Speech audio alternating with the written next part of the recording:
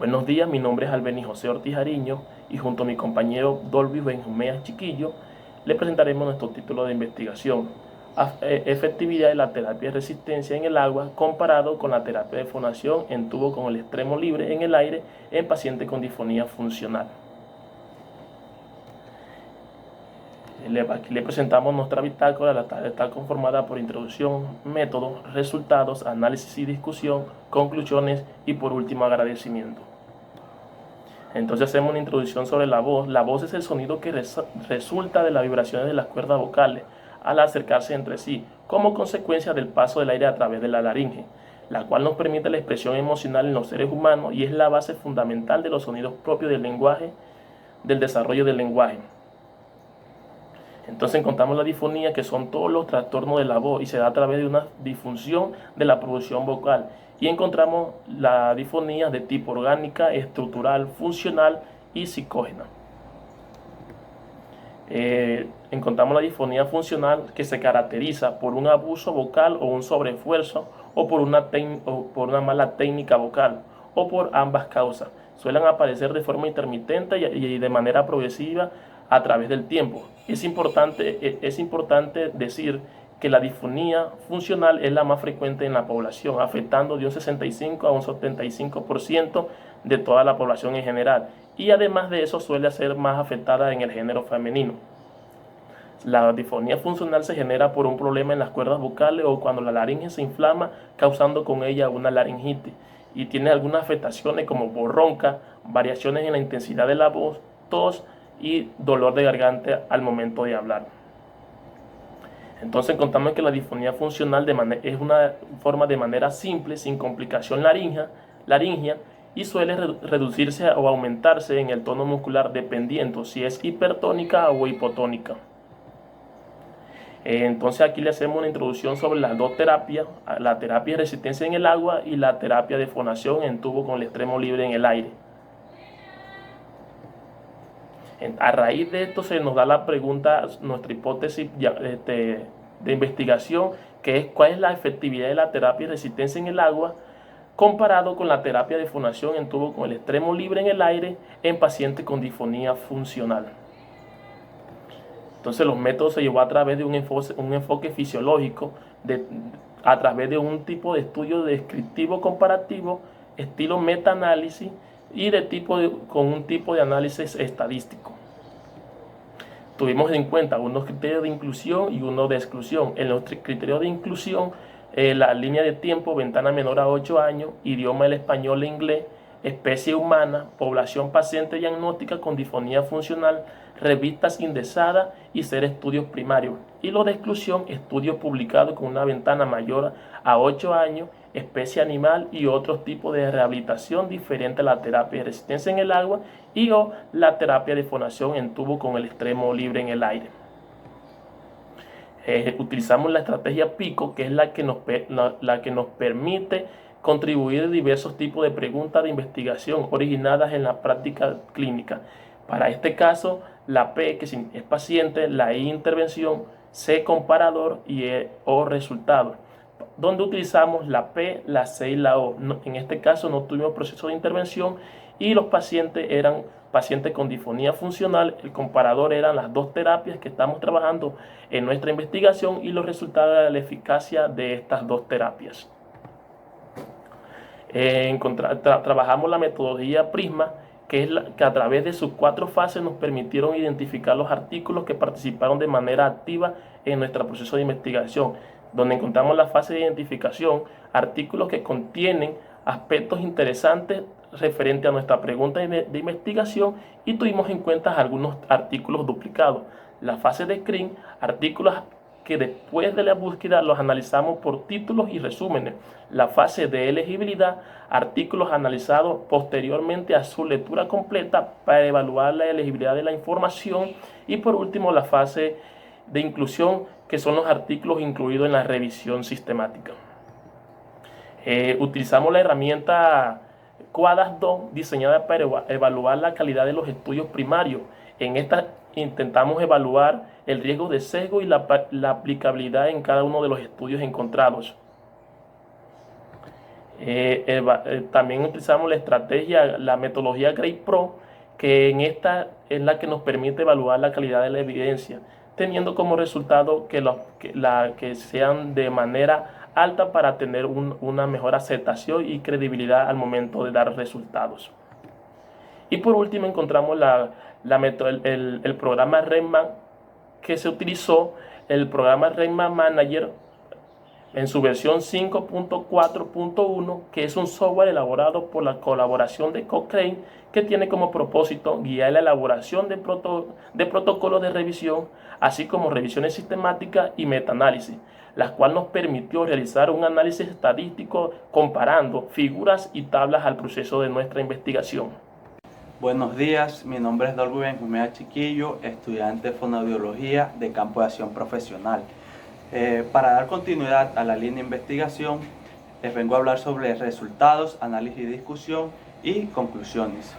Se realizó la búsqueda en cada una de las bases de datos, como lo son el ScienDirect, PubMed, Dialnet, Elsevier y Scielo, para identificar aquellos artículos de interés de nuestra investigación, en el cual se realizó un diagrama de flujo teniendo en cuenta la metodología Prisma, en donde se describe el proceso que se llevó a cabo, en el cual se utilizaron 4 filtros. El primer filtro de identificación arrojó 126 artículos relacionados con el tema de investigación, de los cuales fueron eliminados 17 que se encontraron duplicados, dando como resultado 109 artículos. Seguidamente se aplicó el segundo filtro, el Screaming, el cual tiene como resultado 64 artículos relacionados con el título y el resumen. Después de hacer la lectura completa y el análisis de la elegibilidad, se aplica el tercer filtro, donde se eligieron 29 artículos. Y finalmente se aplicó el último filtro, el de la inclusión, donde se escogieron 4 artículos relacionados con los criterios de inclusión de nuestro estudio. A partir de los datos obtenidos en la revisión sistemática, los resultados apuntan a describir la efectividad de las terapias de resistencia en el agua y la terapia de fonación en tubo con el extremo libre en el aire en personas con disfonía funcional de la siguiente manera. Se realizó un análisis descriptivo de los artículos seleccionados, extrayendo información útil para propiciar aportes a la investigación, donde se describen los 4 estudios incluidos, los cuales fueron publicados entre el año 2012 y 2016. Vale la pena aclarar que se tuvo que ampliar el rango de años para poder encontrar más información. Se amplió a un rango de 8 años.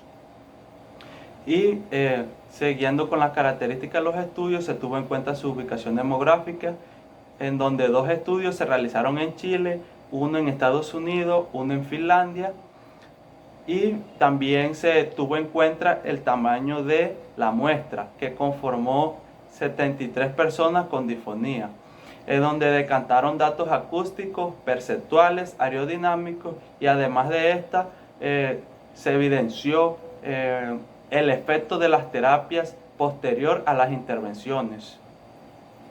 De acuerdo al objeto del presente investigación, en las preguntas orientadoras con respecto a la evaluación del sesgo y la aplicabilidad del diseño metodológico, se utilizó el software QuAD2, el cual estableció a nivel general, según la figura que nos arrojó el programa, que el primer ítem hace referencia a la secuencia aleatoria, que dio como resultado un 100% de estudios incluidos y se calificó como sesgo bajo.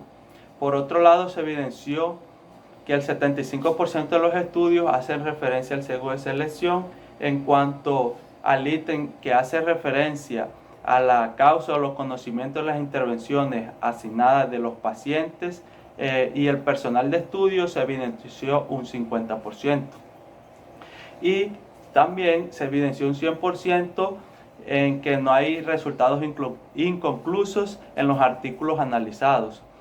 Y por último, y no menos importante, el último ítem hace referencia a si los estudios tienen otros criterios de inclusión, y tiene como resultado un 50%.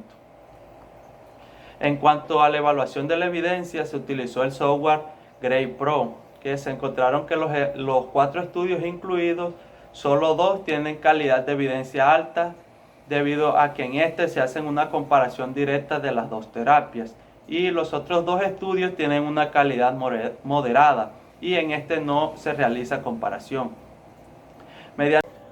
Mediante la realización del metaanálisis se utilizó el programa Redman, el cual extrae los resultados de las terapias y las intervenciones utilizadas.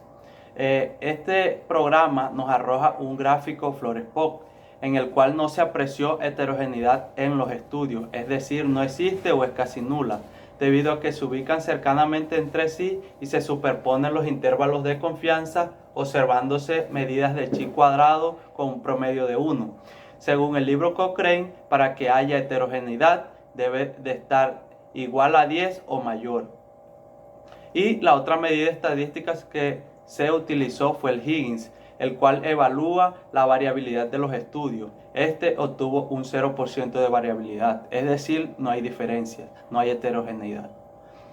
En cuanto al análisis y discusión, esta investigación se realizó con el propósito de comparar la efectividad de la rehabilitación vocal, tales como la terapia de resistencia en el agua y la terapia de fonación en tubo con el extremo libre en el aire, en sujetos diagnosticados con disfonía funcional.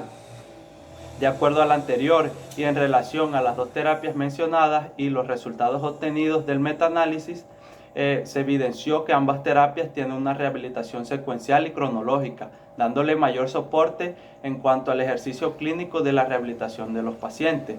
Esto se debe a que los sujetos de estudios mostraron mejoría en su producción vocal. Se observaron cambios en las variables acústicas, perceptuales y aerodinámicas entre los grupos control y experimental de los estudios analizados. Es decir, hubo cambios significativos con ambas terapias en los 73 pacientes tratados, lo que indica que las 2 técnicas terapéuticas son igualmente efectivas y favorables. Distintas tendencias filosóficas han surgido para el manejo de los trastornos de la voz. Estas tendencias fueron clasificadas principalmente en 5: terapia vocal etiológica, sintomatológica, psicogénica y filosófica. Y por último encontramos la ecléctica. La tendencia fisiológica es la más reciente y es la que estamos utilizando en nuestras terapias, en las terapias comparadas en nuestro estudio. Y lo que propone lograr este enfoque fisiológico es un balance en los 3 sistemas involucrados en la producción de la voz, el cual es la respiración, la fonación y la resonancia, no centrándose precisamente en los síntomas presentados. La diferencia de la fonación con el extremo del tubo en el aire y el túnel sumergido en el agua es el grado de resistencia que ofrecen al grado del flujo del aire, siendo mayor cuando el tubo se coloca en el agua. Cuando los tubos se sumergen en el agua, la presión intraoral necesita superar la presión hidrostática antes de comenzar el flujo. La fonación del tubo en el agua produce burbujas generando una presión intraoral pulsátil con una frecuencia en Hz de 15 a 40 Hz, con lo cual puede causar un efecto de masaje en los tejidos laringeos y faringeos. Pero esta discrepancia entre las técnicas de aplicación no afecta en ninguna medida la efectividad de las mismas. Es decir, el tratamiento de ambas terapias es efectivo para trabajar la disfonía funcional. Bueno, en cuanto al rol que cumple el fonoaudiólogo en relación a la terapia vocal, se puede decir que el terapeuta debe seguir una orientación y así indicar los procesos fisiopatológicos que subyacen a la disfonía y a la vez desarrollar ejercicios para modificar el movimiento anómalo. Es por esto que debe comprender la fisiología normal de la producción de la voz para llevar la voz a su forma más adecuada. La relación que debe tener el fonoaudiólogo con el paciente, en el caso más específico de la Disfonía funcional se debe caracterizar por la cordialidad, el respeto, la confianza y el proceso de las terapias con estas características fundamentales, debido a que se permite que el paciente mejore sus habilidades comunicativas y a su vez mejora su ambiente en su terapia. Como conclusiones tenemos que los resultados obtenidos reflejan que la terapia resistencia en el agua y la terapia fonación en tubo con el extremo en el aire son igualmente efectivas para el tratamiento de la disfonía funcional, debido a que ninguna variable presentó cambios significativos a nivel del análisis descriptivo y estadístico, es decir, que no hubo discrepancia entre las terapias. También se sugiere que la terapia de resistencia en el agua debe ser aplicada por periodos cortos para evitar síntomas de fatiga vocal por la alta resistencia al flujo del aire en caso de inmersiones profundas, debido a que esta puede contraer efectos secundarios a la terapia. También encontramos como última conclusión y no menos importante que el presente estudio destacó la importancia de la terapia del enfoque fisiológico en cuanto a la rehabilitación vocal en pacientes con disfonía y abre las puertas para que los fonoaudiólogos comiencen a implementar e investigar estas técnicas terapéuticas debido a que en Colombia se cuenta con poca información sobre estas.